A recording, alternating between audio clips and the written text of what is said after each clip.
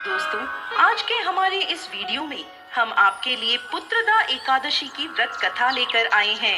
द्वापर युग में एक बार महाराज युधिष्ठिर ने श्री कृष्ण से पूछा, केशव, कृपा करके यह बताइए, पुत्रदा एकादशी की क्या विधि है और उस दिन किस देवता की पूजा होती है। तब भगवान श्री कृष्ण बोले, हे धर्मराज, आपका प्रश्न बहुत उत्तम है। यह सभी पापों को हरने वाली है। इसमें समस्त मनोकामनाएं तथा सिद्धियों के दाता नारायण भगवान की पूजा होती है। इस समस्त संसार में पुत्रदा एकादशी के समान दूसरा कोई व्रत नहीं है।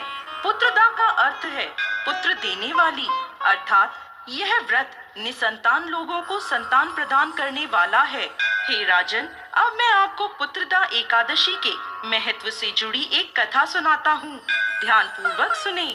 एक समय भद्रावती नामक नगरी में सुकेतुमान नामक राजा राज्य करता था। उसकी पत्नी का नाम शव्या था।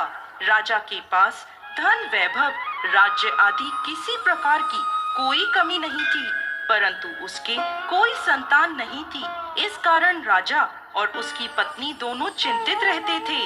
राजा यह सोचकर चिंतित रहते थे कि हमारे लिए पिंडदान कौन करेगा। बिना पुत्र के पितरों और देवताओं का ऋण मैं कैसे चुकाऊंगा।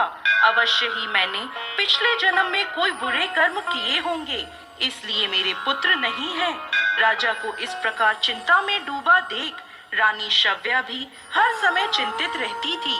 एक दिन राजा चिंता में इतने मगन हो गए कि उन्होंने अपने प्राण त्यागने का निश्चय किया, परंतु आत्मघात को महापाप समझकर वह अपना अश्व लेकर सोच विचार में डूबे हुए जंगल की ओर चले गए।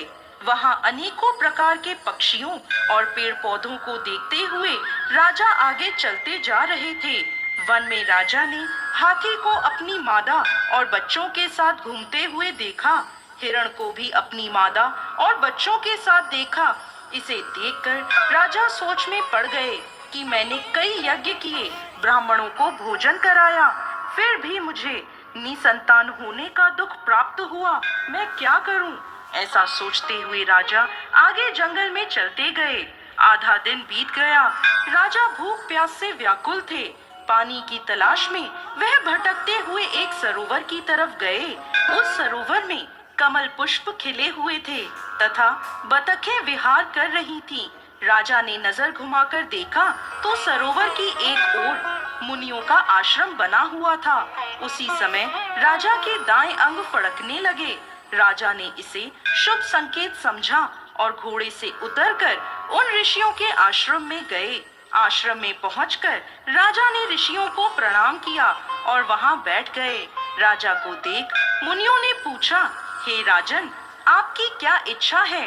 राजा ने पूछा, महाराज, आप कौन हैं और यहाँ किस लिए आए हैं? कृपा कर मुझे बताएं। तब वह ऋषि बोले, राजन, आज से 5 दिन बाद संतान देने वाली पुत्रदा एकादशी है। हम विश्व देव हैं और इस सरोवर में स्नान करने के लिए आए हैं। यह सुनकर राजा बोला, हे महाराज, मेरे कोई संतान नहीं है। यदि आप मुझसे प्रसन्न हैं, तो मुझे पुत्र प्राप्ति का वरदान दें।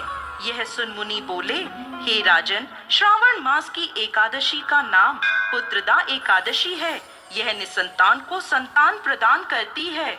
आप अवश्य पुत्रदा एकादशी का व्रत करें और भगवान की कृपा से आपको पुत्र रत्न की प्राप्ति होगी। मुनि के वचनों को सुनकर राजा को संतोष हुआ और उसने महल में जाकर रानी शव्या को सारी बात बता दी और पुत्रदा एकादशी के दिन राजा और रानी दोनों ने पुत्र प्राप्ति की इच्छा से पूरे विधि विधान से पुत्रदा एकादशी का व्रत किया और द्वादशी के दिन पारण किया। कुछ दिनों बाद रानी शव्या ने गर्भ धारण किया। 9 महीने पश्चात उनके यहाँ एक अति तेजस्वी पुत्र हुआ। वह राजकुमार अत्यंत सुंदर, यशस्वी और प्रजा का पालन करने वाला राजा बना। श्री कृष्ण भगवान बोले, हे कुंती नंदन, पुत्र प्राप्ति के लिए पुत्रदा एकादशी का व्रत सर्वोत्तम है। जो मनुष्य पुत्रदा एकादशी के महत्व को पढ़ते या सुनाते हैं, वह सांसारिक सुखों को भोग कर अंत में स्वर्ग लोक को प्राप्त करते हैं। पुत्रदा एकादशी का व्रत करने वाले व्यक्ति को सुबह जल्दी उठकर स्नान आदि से निवृत्त होकर संतान प्राप्ति के लिए पति पत्नी दोनों को स्नान के पश्चात पूरे विधि विधान से श्री हरि नारायण की पूजा करनी चाहिए। इसके साथ पुत्रदा एकादशी की कथा सुननी चाहिए और आरती करनी चाहिए। हे भगवान नारायण, इस कथा को कहते, सुनते और हुंकार भरते सब पर कृपा करिए, सबकी मनोकामना पूर्ण करिए। जय श्री हरि नारायण।